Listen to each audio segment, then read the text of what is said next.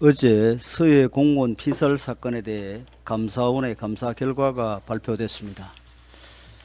발표에 따르면 사건 발생 당시 안보실을 비롯한 관계기관들은 해양수산부 공무원이었던 고 이대준 씨가 북한 해역에서 발견됐다는 사실을 알았지만 상부 보고, 대북 통지와 구조 요청 등 마땅히 취했어야 할 조치를 취하지 않았습니다.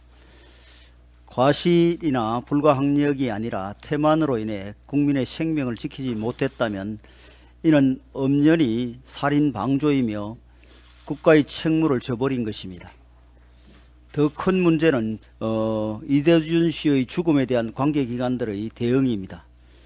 사건 발생 다음 날인 2020년 9월 23일 새벽 1시 청와대에서 열린 관계장관 회의에서 안보실은 서해 공무원 피살 시신 소각 사실에 대한 보안 유지 지침을 하달했다고 합니다. 이에 합참은 관련 자료들을 삭제했고 국방부 해경통일부는 언론과 국민을 기만하기 위해 이대준 씨가 생존 상태인 것처럼 알리고 수색을 지속하는 한편 사건 인지 시점까지 조작하며 책임 회피를 시도했습니다.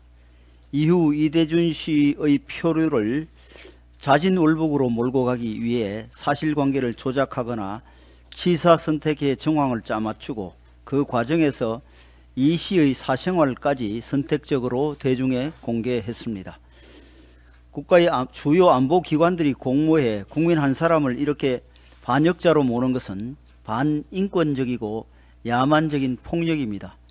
이 모든 무능, 방관, 음모, 왜곡, 국가폭력 뒤에는 어떻게든 김정은 정권에게 잘 보여야 한다는 문재인 정권의 삐뚤어진 대북 정책이 있었다는 것은 두말할 나위가 없습니다.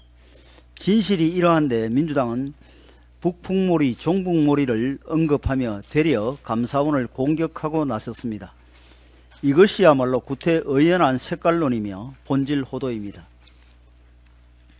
이번 감사 결과의 본질은 국민의 죽음을 방치한 문재인 정부 안보라인의 무책임함과 자진월북으로 사건을 조작하는 과정에서 개인에 대한 인권 유린까지 꺼리낌 없이 행한 비정함에 있습니다.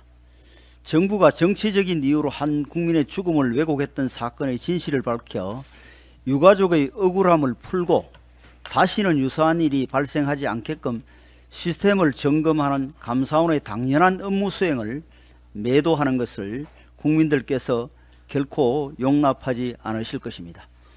또한 민주당은 이 시간까지 이 사건과 관련해 국민 앞에 공식 사죄하고 용서를 구한 적이 없습니다. 민주당은 책임을 인정하고 반성하는 자세를 보여주기 바라며 진영 논리와 정치적 이익에 매몰되어 감사 결과를 부인하는 것은 유가족에 대한 2차 가해에 해당한다는 점을 깨닫기 바랍니다. 국민의 생명을 외면하고 국민의 명예를 훼손하는 정당은 국민의 마음에서 삭제되어야 마땅합니다.